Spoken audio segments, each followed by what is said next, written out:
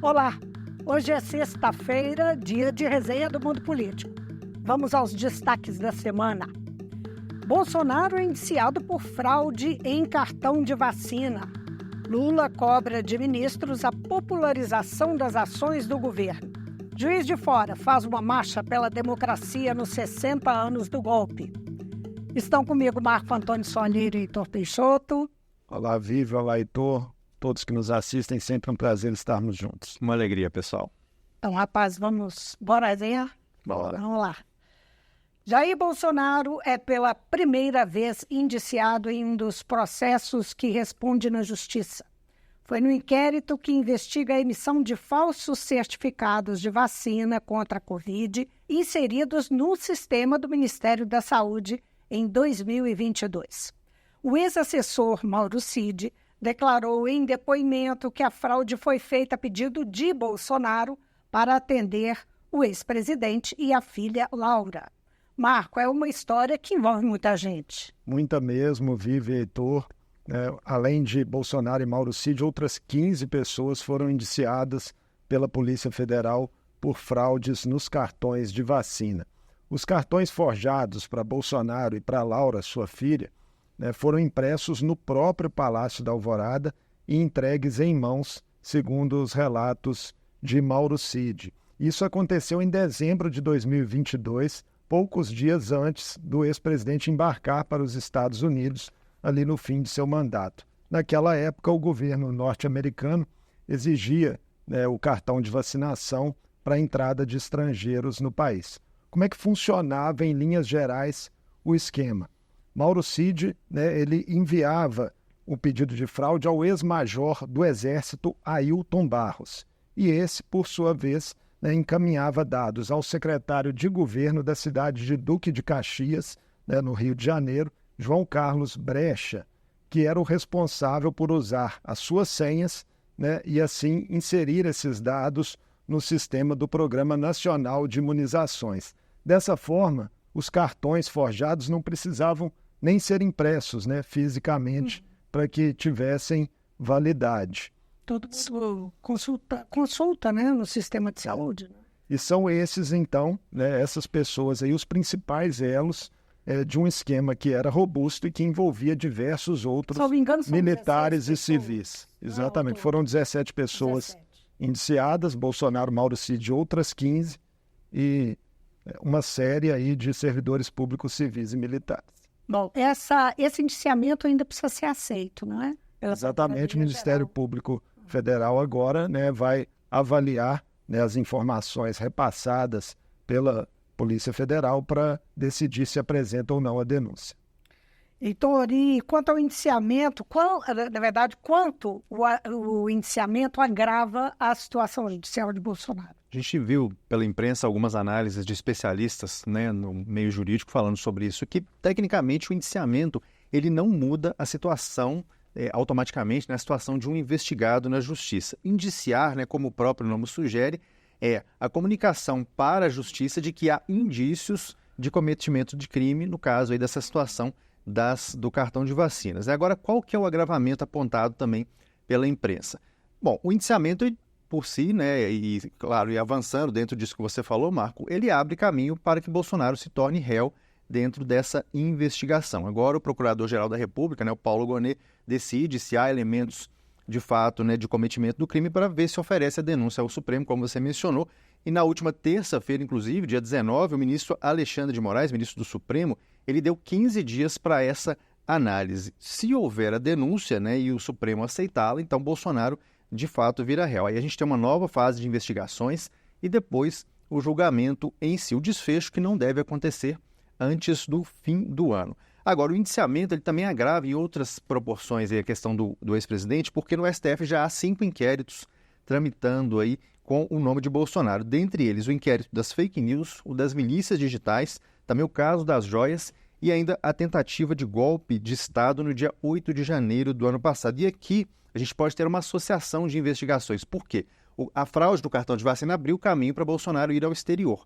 e aqui uma investigação do quão estratégico seria para Bolsonaro estar fora do país no dia, num contexto de golpe de Estado. Seria um álibi, né? Exatamente. Esse inquérito dos atos golpistas, né, avança com velocidade, lembrando também que o ex-presidente já está inelegível, né, por conta de uma condenação no TSE, em virtude de alegadas fraudes, né, nas urnas eletrônicas que ele fez em uma reunião com diplomatas sem qualquer comprovação. E uma novidade, áudios de Mauro Cid, do tenente-coronel Mauro Cid, ex-assessor de Bolsonaro, foram revelados pela revista Veja.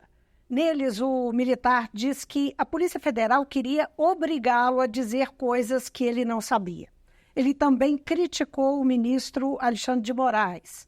Por causa disso, foi marcado pelo gabinete do ministro Moraes um novo depoimento de Cid para o início desta tarde, sexta-feira.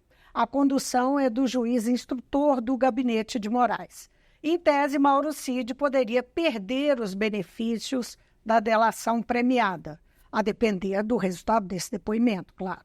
O advogado de defesa disse que em nenhum momento o ex-assessor de Bolsonaro coloca em xeque a independência, a funcionalidade e honestidade da Polícia Federal, da Procuradoria-Geral da República ou do Supremo Tribunal Federal na condução dos inquéritos em que é investigado e colaborador.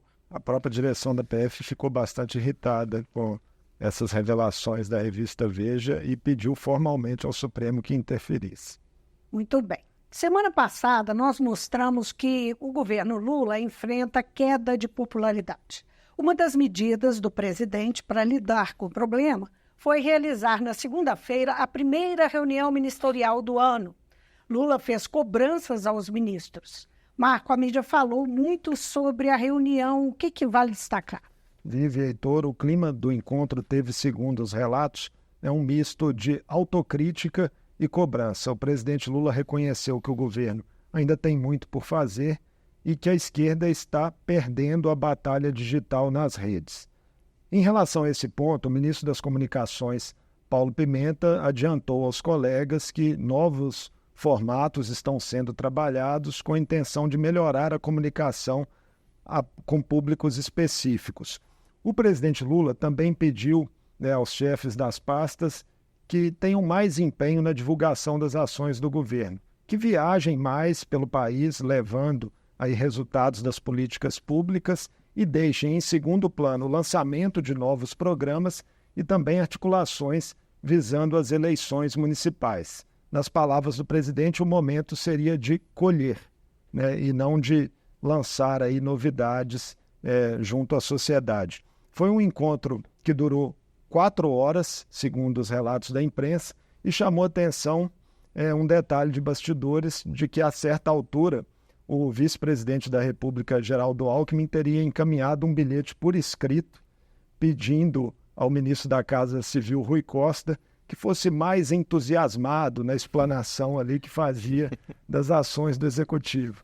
E a gente tem que reconhecer, nós que acompanhamos diariamente as manifestações das autoridades, o vice-presidente tem sido um dos mais entusiasmados defensores do governo, sempre muito ativo nas suas redes. É verdade. Agora, o desafio dos ministros e dos ministérios aumentou. No dia de hoje, a gente teve a divulgação de que há um corte de quase 3 bilhões de reais para os ministérios, para cumprir o limite de gastos do novo arcabouço fiscal, da nova regra fiscal do país. São cortes nos gastos livres dos ministérios, ou seja, nos gastos não obrigatórios, como custeio e investimentos. Agora, evidentemente, cria uma dificuldade maior para os ministros no momento em que eles tanto precisam mostrar entregas aí para a sociedade.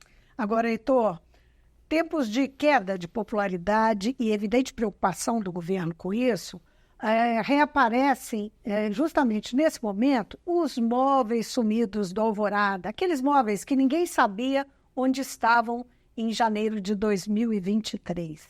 Foi mais um desgaste para o governo, nessa notícia dessa semana. A presidência encontrou todos os 261 bens do patrimônio do Alvorada que estavam aí, supostamente desaparecidos durante a transição. O presidente Lula e a primeira-dama Janja reclamaram das condições que eles receberam o Palácio da Alvorada e apontaram ali um sumiço de bens, né? Um suposto sumiço desses bens. Após a notícia de que os itens foram encontrados e apareceram dentro de depósitos do próprio Alvorada, o ex-presidente Bolsonaro foi à Rede X, né, o antigo Twitter, e disse que Lula incorreu em falsa comunicação de furto. E olha só, mesmo o colunista Leonardo Sakamoto, que é simpático ao governo federal, né, ao governo Lula, chamou o caso de vexame dos móveis e que ele deveria ser a deixa para que Lula esqueça definitivamente de Bolsonaro. Mas Lula não tem perdido nenhuma oportunidade de lembrar do seu antecessor nessa reunião ministerial que, tudo bem, aconteceu antes desse episódio, mas ali Lula aproveitou o momento para comentar as investigações da Polícia Federal sobre sobre a questão da tentativa de golpe no país e disse que o Brasil correu sério risco de ruptura, chamou Bolsonaro de covardão. A crônica política sempre destaca, né, o quanto insistir nessa polarização pode ser estratégico para o próprio presidente Lula. A controvérsia entre os políticos, né? Poderia ser estratégico para as eleições. Exatamente. Também. Bom, o ministro Ricardo Lewandowski anunciou na terça-feira que a delação premiada de Rony Lessa foi homologada pelo Supremo Tribunal Federal. O ex-PN é apontado como autor dos disparos que mataram Marielle Franco e Anderson Gomes há 6 anos. A viúva de Marielle, Mônica Benício, criticou o pronunciamento do ministro. Disse que o anúncio foi frustrante e podia ter sido feito numa mera nota. Já a irmã de Marielle e ministra da Igualdade Racial, Aniele Franco, rebateu a crítica. Diz que o anúncio não pode ser minimizado em hipótese nenhuma, que mostra que a solução do assassinato de Marielle agora é prioridade absoluta do governo, da Polícia Federal, do Ministério Público e do Judiciário. Heitor, esse anúncio acontece em um momento de pressão para o ministro Lewandowski. Vimos algumas publicações sobre isso nessa semana, inclusive uma do colunista Ricardo Noblar, no seu blog lá no portal Metrópolis. Ele disse que o anúncio motivou críticas de técnicos de dentro do próprio Ministério da Justiça. Segundo esses técnicos do Ministério, o Lewandowski estaria se sentindo pressionado por Lula para dar boas notícias dentro da mesma cobrança que o Marco falou aqui na reunião ministerial, que foi a primeira reunião desse tipo da qual o Ricardo Lewandowski participou, né? Ele que vem de muitos anos aí de atuação no judiciário, uma cobrança mais política ali, então que não teria sabido lidar com essa situação. E tem mais pressão sobre o ministro, sendo apontada aí pela mídia também como o não solucionado episódio lá de Mossoró, né? Que é a primeira fuga de um presídio federal ocorrida no dia 14 de fevereiro, quer dizer, já são quase 40 dias dessa fuga dos integrantes associados ao Comando Vermelho, e nessa semana, inclusive, teve notícias sobre isso. O Ministério da Justiça, né, o próprio Ministério do Lewandowski, ele prorrogou por mais 10 dias o uso da Força Nacional na procura aí pelos fugitivos. E na terça-feira, a Folha de São Paulo noticiou com destaque que o Ministério dos Direitos Humanos teve que abortar um projeto que vinha desenvolvendo desde 2023 para marcar os 60 anos do golpe militar. O planejamento incluía pedidos públicos de desculpas a vítimas da ditadura. O slogan da ação, escolhido pela pasta, era 60 anos do golpe. Sem memória, não há futuro. O projeto fez água quando, há algumas semanas, o presidente Lula declarou que preferia não ficar remoendo o passado e determinou que os ministérios não fizessem manifestações pela data. Lula estaria tentando evitar confrontos com os militares no momento em que avançam as investigações sobre a articulação golpista e alguns generais podem ser levados a julgamento. Marco Antônio, não tem atos simbólicos em Brasília, mas Juiz de Fora organizou um evento robusto. Pois é, um coletivo de instituições públicas e organizações da sociedade civil da cidade da Zona da Mata Mineira prepara para o dia 1º de abril uma marcha reversa do Rio de Janeiro até lá, fazendo aí o caminho contrário dos tanques de Minas em 1964, quando apoiaram a deposição do presidente João Goulart. A programação vai incluir paradas em Petrópolis e na divisa do Rio de Janeiro com Minas Gerais, onde serão feitas várias ações ali com estudantes de conscientização em defesa da democracia. Nós ouvimos aqui no Mundo Político o secretário de Direitos Humanos da Prefeitura de Juiz de Fora, Biel Rocha, que falou sobre o simbolismo do ato e sobre o resgate histórico de alguns fatos não revelados. Vamos conferir. O que aconteceu é que Olímpio Mourão, então general responsável pela 4ª Região Militar, precipitou, né? Já no dia 30 de março, para você ter uma ideia, quer dizer, isso, né, poucas pessoas sabem dessa história, né? Ele já iniciou, né, o que chamava Operação Gaiola. Prendeu lideranças, principalmente sindicais, e aí eu quero destacar José Cortes Villani, então presidente do Sindicato Bancário, já foi preso às 9 horas da manhã, no dia 30 de março. Era calar todos aqueles que poderiam, né, em função da sua liderança, da sua mobilização, né, ter algum tipo de resistência. E uma segunda operação que foi desencadeada de tarde, era a Operação Silêncio. Vamos abafar qualquer tipo de informação que possa sair de Juiz de Fora. As rádios, a própria TV local já estavam sob controle, né? Precisava fechar os correios através, né, do mecanismo dos telégrafos, as notícias poderiam vazar. Então, o diretor do Correio, né, Misael Cardoso Teixeira, indicado pelo presidente João Goulart, que era um cargo federal, foi preso às 3 horas da tarde, no dia 30 de março. Se Mourão partiu daqui para o Rio de Janeiro levando o golpe, por que não movimentos sociais, organizações, familiares daquelas pessoas perseguidas retornassem, né, trazendo a democracia? Por isso é o nome Marcha da Democracia. Esse desejo nosso de contar essa história é exatamente para evitar que aconteça.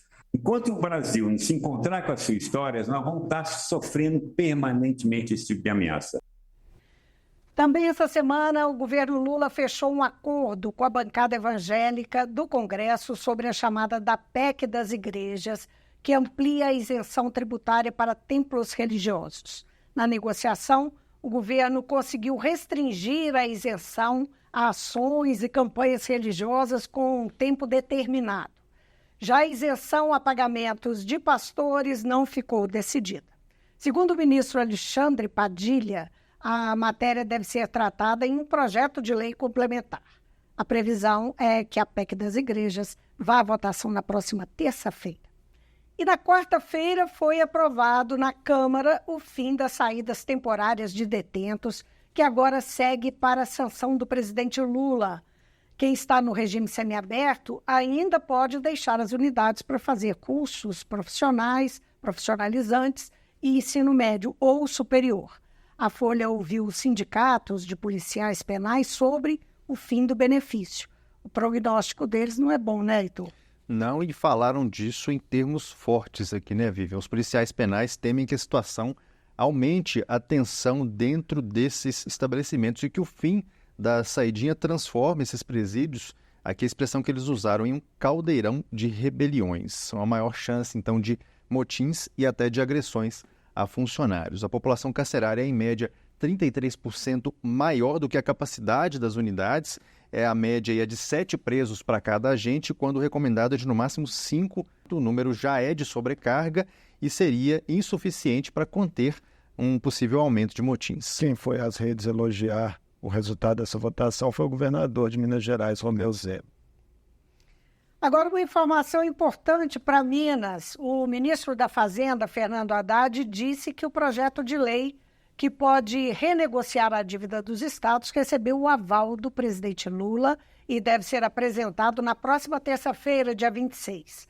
Além de Minas Gerais, pleiteiam a renegociação Rio de Janeiro, Rio Grande do Sul e Goiás.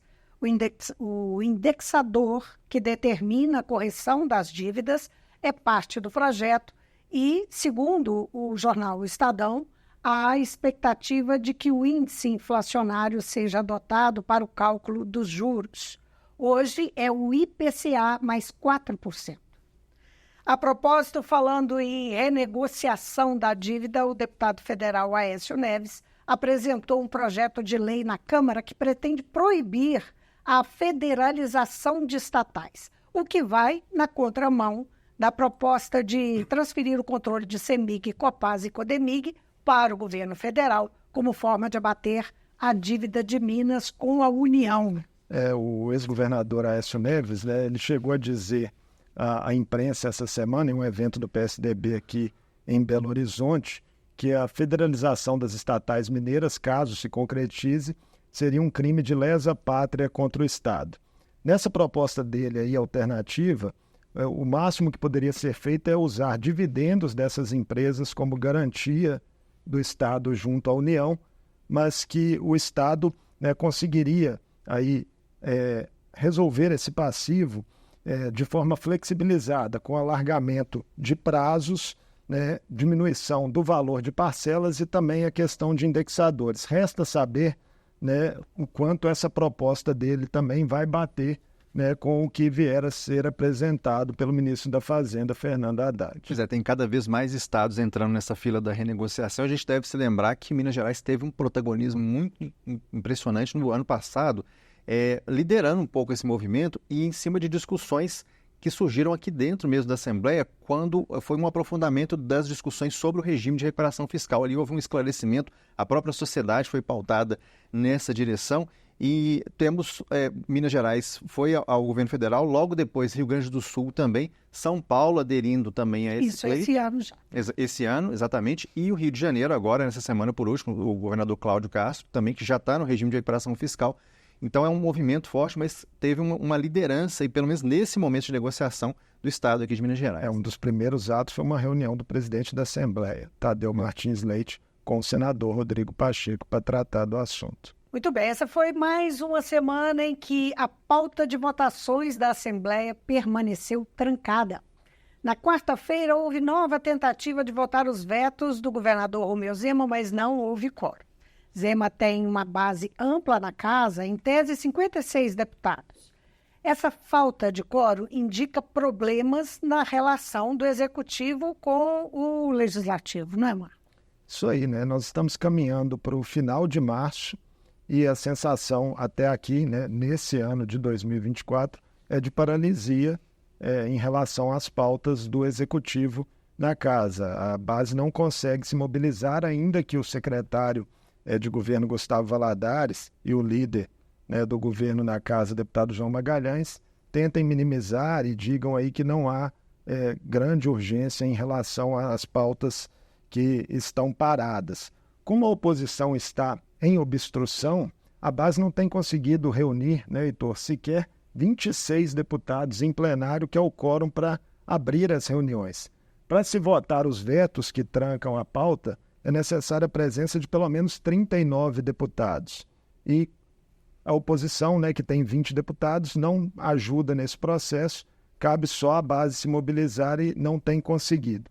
E aí há insatisfações de diversas naturezas, quanto a atraso em pagamento de emendas, há uma questão também de queixas aí de deputados serem obrigados a assumir posições impopulares, tem um veto ali, né, que trata, por exemplo, da isenção de pedágios para quem passar na mesma praça, né, ao longo de 24 horas.